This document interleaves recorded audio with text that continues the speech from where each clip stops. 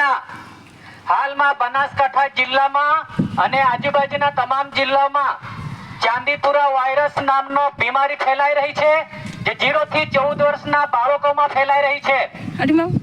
આ Chandipura virus send fly નામની માખીથી ફેલાય છે અને હાલમાં આની કોઈ દવા નથી।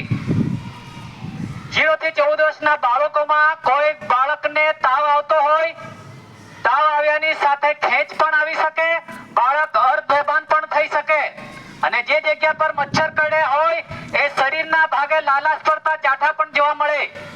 જો આવા કોઈ નિશાનવાળા બાળકો, આવા કોઈ લક્ષણોવાળા બાળકો દેખાતા હોય તો તરત જ નજીકના આરોગ્ય કેન્દ્ર ખાતે જઈ તપાસ કરાવો। તમારા બાળકોને તંદુરસ્ત અને સાવચેત સલામત રાખો। ખાસ કરીને ઘરની આજુબાજુ પાણી ભરાયેલા ખાડા ખાબોચિયાને પૂરી દો।